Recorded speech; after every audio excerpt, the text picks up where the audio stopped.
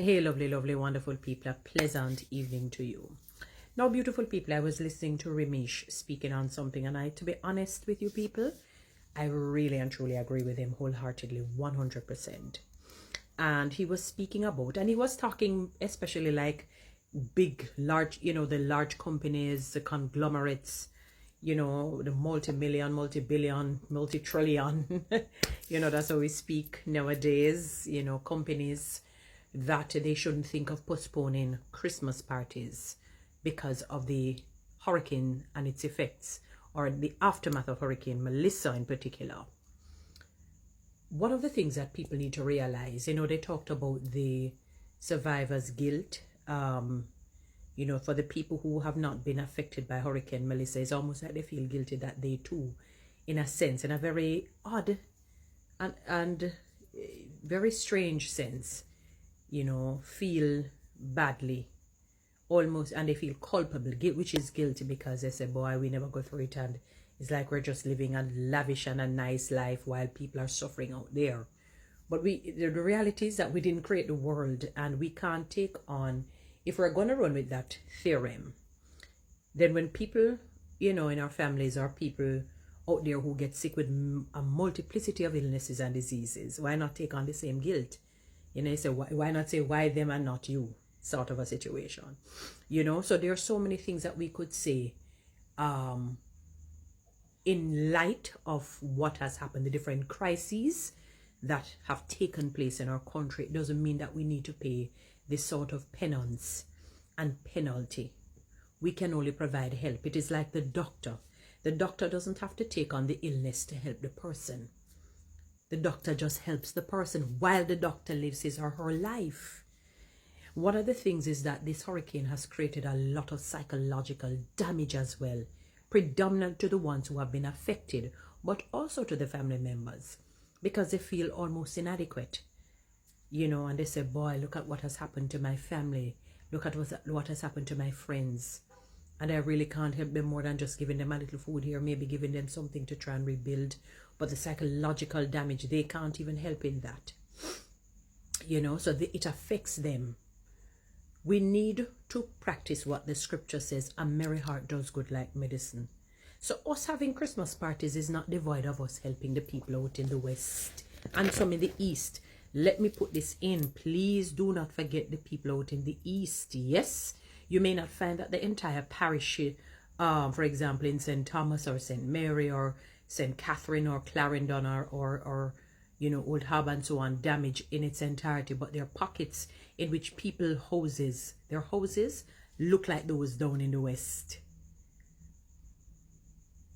It's only because I can only imagine with some of those places, if the hurricane had passed through, probably it would be worse looking than down in the West. Probably, I'm saying. So don't forget those in the East. But yes, the ones in the West really need our help more, but don't forget the ones in the East. Please don't forget them. Do not forget them. And still remember the regular people, even in the Kingston metropolitan area, because if people are indigent, meaning if people are poor, they're still poor, unless some kind of a transformation or change comes for them. So don't forget the others. While you're giving out your help, please don't forget the others. But a merry heart does good like medicine. We have to balance truth with reality. We can't sit and just mope and mope and mope. Somebody has to remain strong and level-headed, even-tempered, so that they can continue to help. I was listening to a very popular TikToker saying, boy, it is becoming overwhelming for him now, because he says, 1 week is fine, 2 weeks, he has been giving out 3, 4, but what is this, the 5th week? And he's starting to feel the toll, because we're not created to. It's almost like we're taking over what God should do. Yes, God may not have the human hands to do it, but in other words, you need pockets and groups to do it intermittently and at intervals. You yourself can't just constantly go. You will burn right out, and then you will need somebody to help you. So it will prove foolhardy. We're finite beings. We're finite. We're not infinite. Not yet. Not until God comes and transforms us and moves us from mortality into immortality. The body has to die first, and then we move into that. But until then, we have to operate like mortal beings. finite. You can't, like I wrote under the, somebody said to, made a comment on this, was I said, take a break. And he said, when the Christmas season, something like that passes, or he'll go until the end of the year, then he will take a break. Fine. He's giving himself some time. Because so we can't take on the godlike complex. We have to realize we're still human beings. And with that reality, we need a Christmas party. We need enjoy. We have to put a little fun back in. Because the moping and the group and the moping and the just the sadness and the despondency can probably bring on ailments. So can you imagine them already have their problem down in the west, a few pockets in the east, and then the rest of people start getting sick because they're so despondent because of the people down in the west. That's crazy. You don't want that kind of a sadness to be upon the land. I remember I was saying the other day there was an aggression on the land. I know there's sadness. We have to inject a little joy during this season. So have the Christmas parties, host them, have them. We're not being inconsiderate. We're not being unconscionable. We're not being evil. We're not being wicked. Do you see the aid that is going down in the West?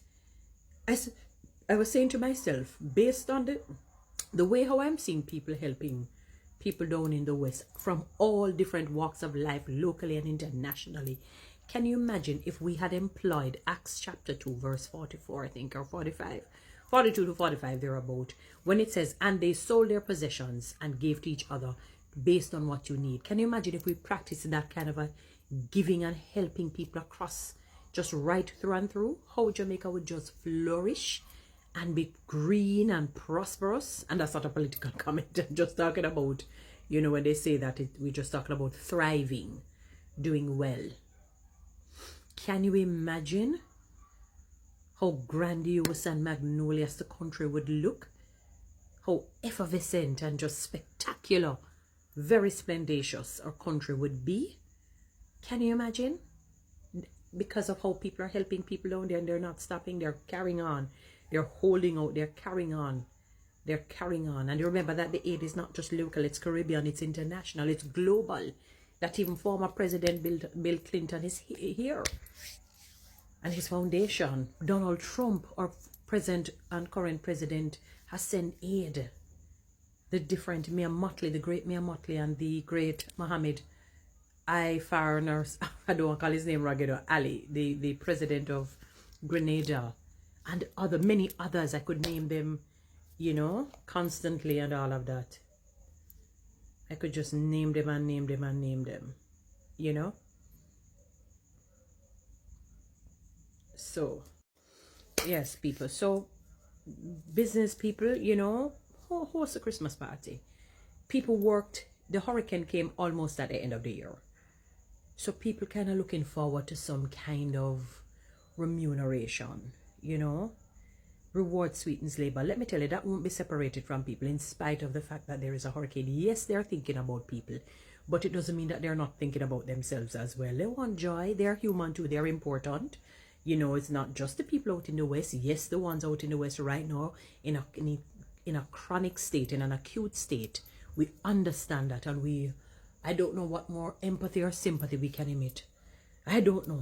I mean, we'd have to spin it backwards or something. That's how much we empathize, and we have helped and continue to help and all of that. But we also have to balance ourselves. It's almost like, as I said, the doctor will help the sick, but it doesn't mean they have to take on the sickness. And they have to replenish for the things that have been depleted. Because they can imagine the torn out.